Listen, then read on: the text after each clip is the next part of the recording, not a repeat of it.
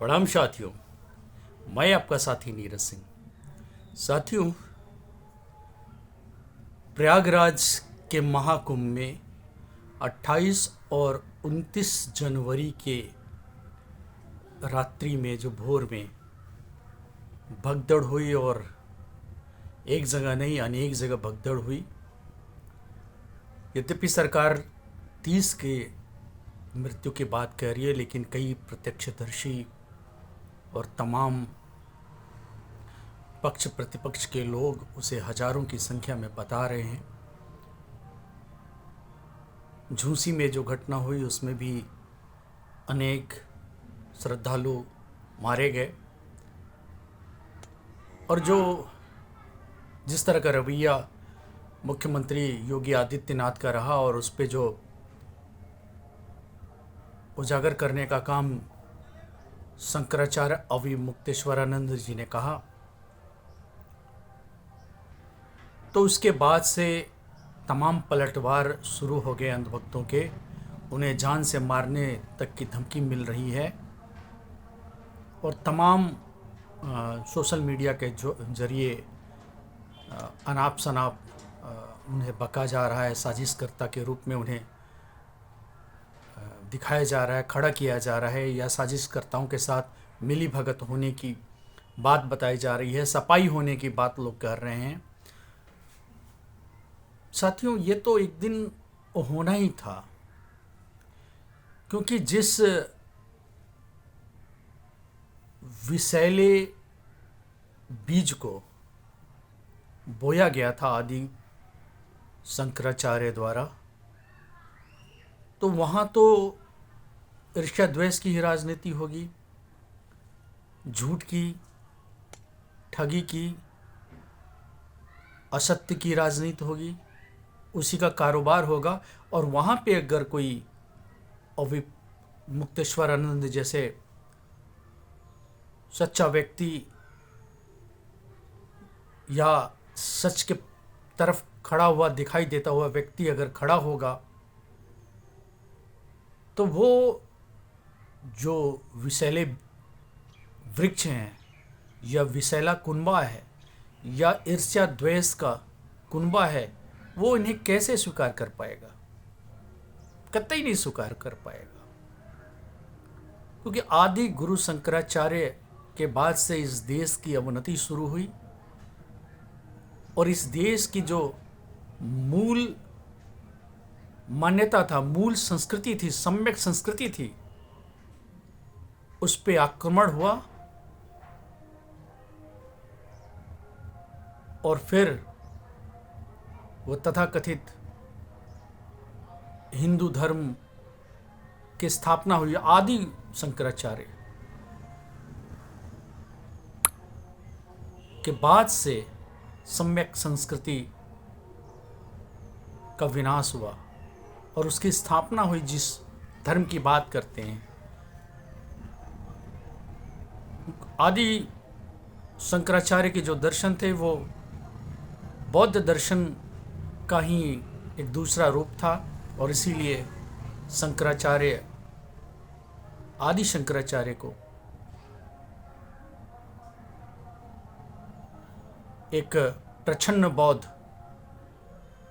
कहा गया है। और इसलिए उस तरफ रहते हुए यदि कोई आम जनों की बात करे, तो वो हिंसक लोगों को, क्योंकि एक बार कहा भी गया है ना, ये लोग कहते भी हैं कि वैदिक हिंसा हिंसा न भवति। तो वहाँ तो हिंसा को की मान्यता है। बगैर हिंसा के, बगैर द्वेष के, बगैर ऊंच नीच के वो तथाकथित हिंदू जो उनका दर्शन है वो टिक ही नहीं सकता है।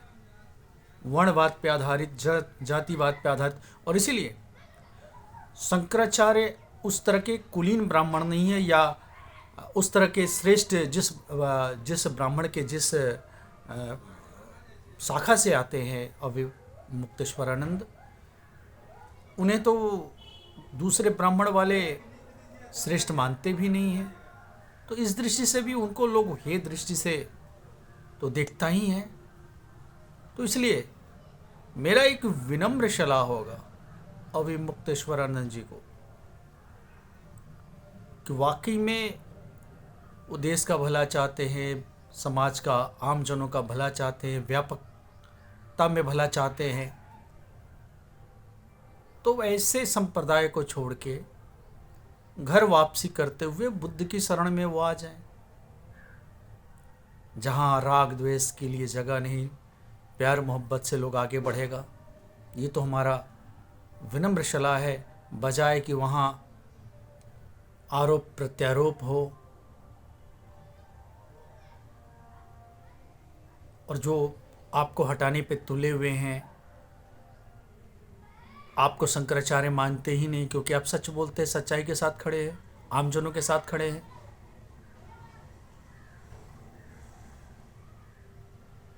तो ऐसे में उस ओर खड़ा होके आप सच्चाई की बात कर ले जाएंगे और लोग आपको स्वीकार कर लेंगे, ये एक बड़ा मुश्किल सा लगता है। और सच के मार्ग पे बढ़ना है। हालांकि मैं तो बड़ी छोटा सा अदना सा व्यक्ति हूँ, लेकिन फिर भी मैं आमंत्रित करता हूँ कि आए बुद्ध की शरण में, संघ की शरण में, धम्म की शरण में, और जो झूठा धर्म है उसका त्याग करे। जो अनावश्यक पाखंड और गंगा में डुबकी लगाने से, वो अमृत स्थान हो जाने से पापों की मुक्ति हो जाती है, ये सारे जो अनर्गल या पाखंड की बातें हैं उसको छोड़ के बुद्ध की शरण में आके और जो वाकई में जो धम्म है उसके प्रचार प्रसार में लगे और भारत को यशस्वी बनाए, लोगों को पाखंड से मुक्त करे, लोगों को ज्ञान मार्गी बनाए, ज्ञान के मार्ग में लोगों को ले जाएं। और ये ज्ञान के मार्ग पे तो जब तक बुद्ध की शरण में आएंगे नहीं, ये संभव नहीं है, क्योंकि ज्ञान विज्ञान की बात तो वहाँ होता नहीं है। वहाँ तो एक अंधविश्वास, पाखंड और तमाम तरह की कल्पनालोक और मिथ्या किस्सों कहानियों में जो ग्रंथ हैं उसमें लिखी गई हैं, और उसी को आधार मान के चलना भी एक मिथ्या चीज़ है, आडंबर है, पाखंड है। तो पुनः मैं एक सामान्य सा व्यक्ति होते हुए भी आपसे आग्रह करता हूँ कि कहाँ द्वेष, ईर्ष्या, हिंसा, लंपटता के पक्ष में खड़े हैं आप, और आप चाहते हैं कि उसमें ही सुधार हो जाए और उसका रहते हुए आप सच्चाई को दिखला दे, दर्शा दे, समाज का भला हो जाए, तो ये असंभव सी बात है।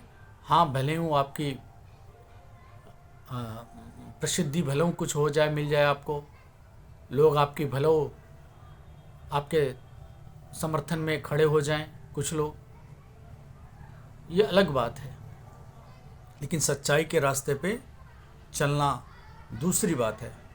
तो पुनः शंकराचार्य जी को निवेदन करते हुए कि बेकार में रगड़ा रगड़ी से बढ़िया ये है कि आप सही रास्ते पे आ जाएं और आप सत्य, अहिंसा, शांति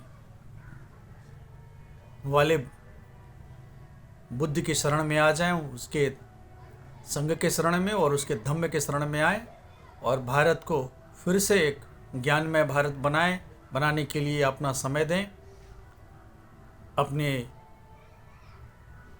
ऊर्जा को इसमें लगाएं, ना कि अनावश्यक रूप से अहंकारी और हिंसक और झूठे लोग इसे लड़ने में अपना वक्त गंवाएं, अपनी ऊर्जा को लगाएं। धन्यवाद।